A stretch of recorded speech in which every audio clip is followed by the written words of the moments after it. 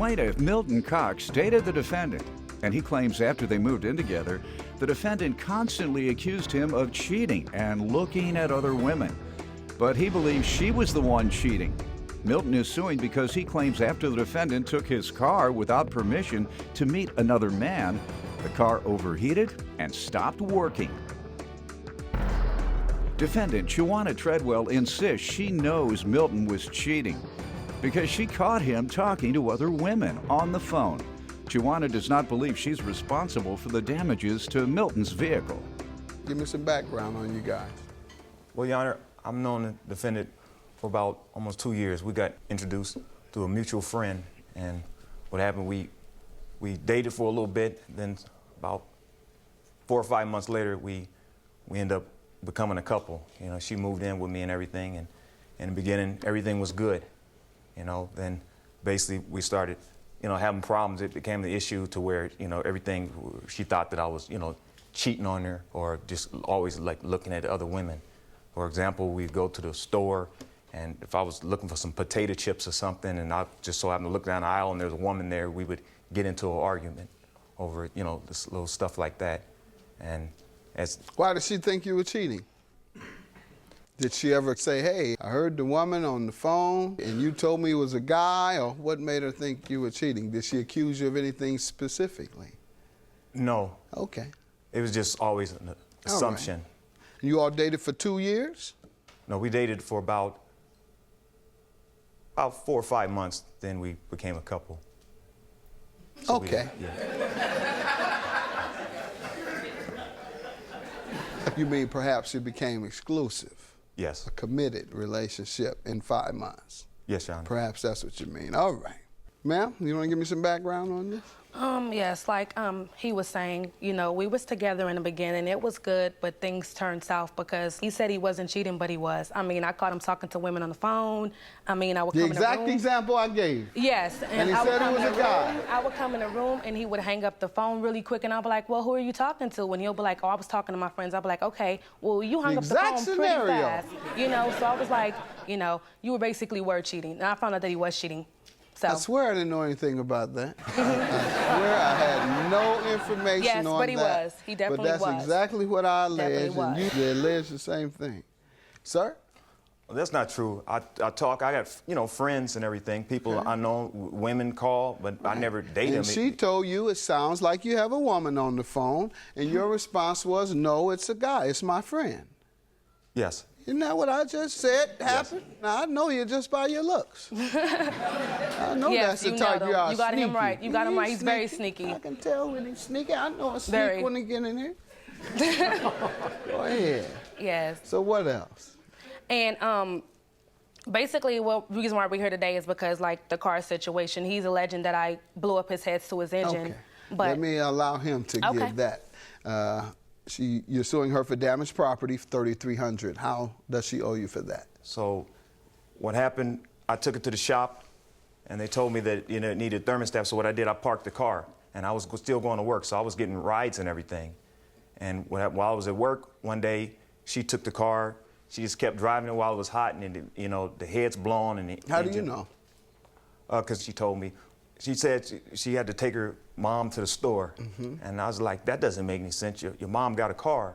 And if that was a case of emergency, you could have called me, and I would have made arrangements to take you, you know, or have someone I know, you know, give you a ride and everything. But I think in reality, she was, you know, she was cheating on me because she, you know, wow. How so? What does that have to do with cheating? Well, the person that she used to talk to a long time ago, she still had contact with that person. And sometimes we would argue, she would go and they would talk and everything, I guess about me or whatever the case was. But, you know, but I think that she was cheating. Let's get to the car, ma'am.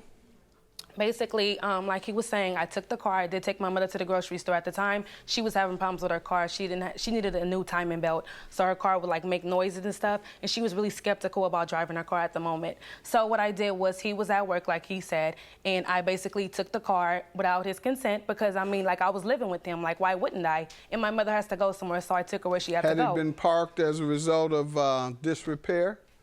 Yes. All right, that's a good reason to ask. Yes. Makes sense to me. Yes, it does. It makes a whole sense lot for of you to sense. call and say, hey, I know the car isn't operating properly, and I know for some reason you haven't been driving it, and you've been on the bus, you've been getting rides, so I thought maybe I should call you before I use it. Yeah. But I didn't think to call and ask. I just took it because at the time my mom needed to go somewhere, so I took her where she had to go. And so what happened? And I guess the car started overheating when I was driving, but I didn't know it was overheating because I didn't know anything about cars at the moment. You didn't see the smoke?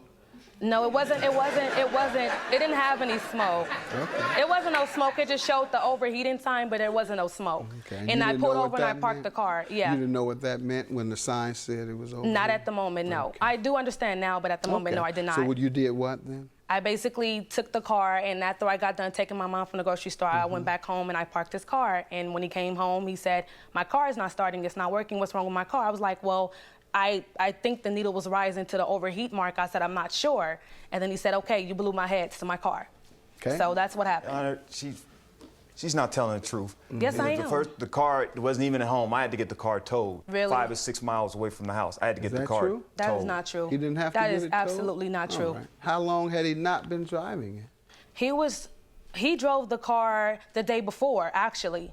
But he's saying that the car wasn't working, but he just drove the car the day before I took my mom to the grocery store. That was actually the day before. Okay. So I really don't believe what he say. Where had he driven it? Probably out cheating.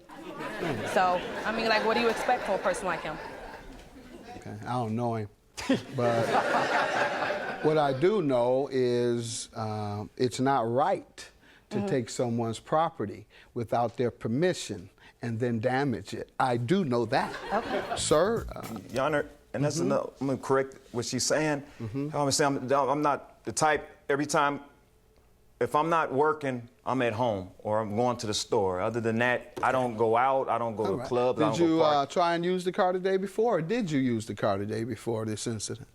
Yeah, I did, Your Honor. Where'd you go? To go about a block away. The grocery store is about a block away. I was able to drive. The car needle didn't even reach up. But if you drive more than 3 or 4 miles, the car started getting hot. Then a smart person would pull it over and let it cool off.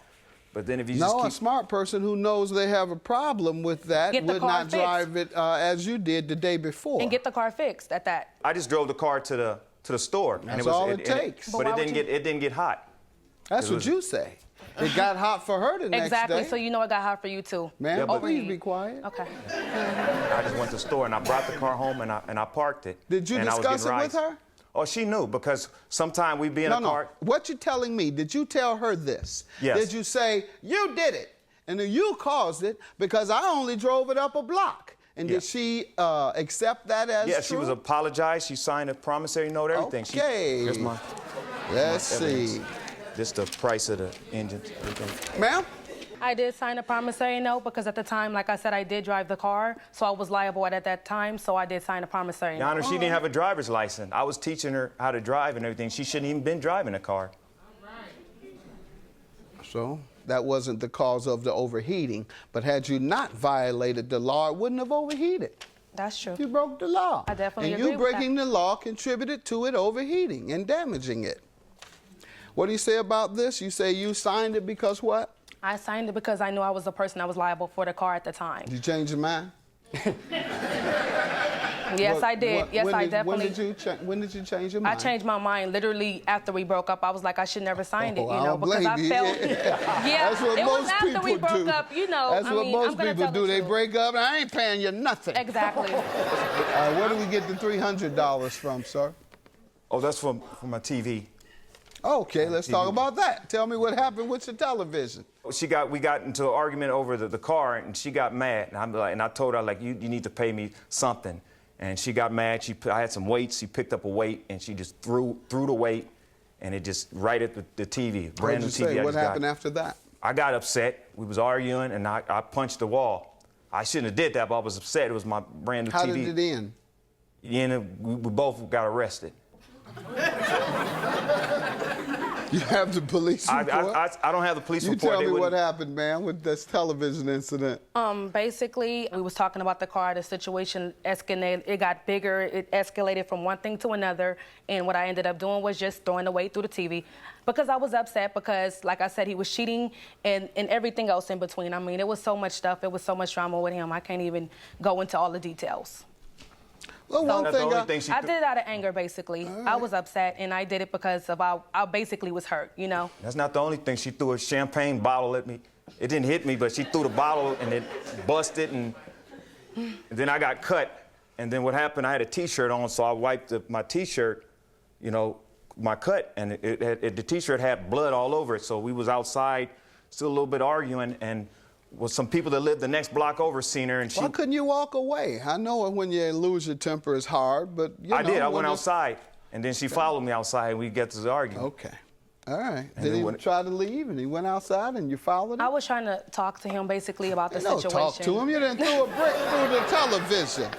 Here go my pictures. Can we talk? One thing I admire about you, ma'am, you are honest. You have something that shows there was $3,000 worth of damage. I got 3 receipts. These first 2 receipts right here, these are the price of the engine.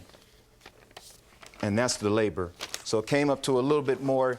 It came up to a little bit more than $3,150, but I'm just suing for the $3,000 because that's what we agreed on. All right. And also, Your Honor, here's the blue book, it's a Okay. Kelly blue book of what the vehicle was worth. You all are both honest. You're only suing for the amount in the contract, Oh, yeah. even though it costs Also, more. My TV to also, repair. Your Honor.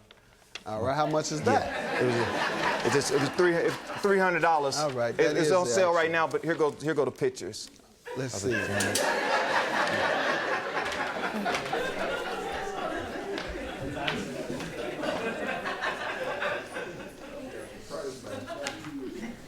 You all ever go beyond this type of incident in terms of violence? No. All right. That true? Yeah. All Yes. right. So you all need to get back together. You're two honest people. No, I'm fine. I'm just I too- totally moved on with my life. I'm too old. I'm too definitely- old for her. She just, and- you know, and that's probably another another thing. All right, judgment for the plaintiff, $3,300. Have a good day. too. Judgment Your for Honor. the plaintiff.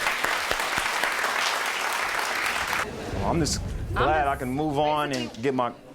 She's fixing my car, and I get my car. I can move on my life, and I ain't got to deal with none of her ignorant behavior. And what I have to say to him is you need to grow up and you need to stop acting like a child, really, because you're too grown for that. And that's basically all I have to say to him.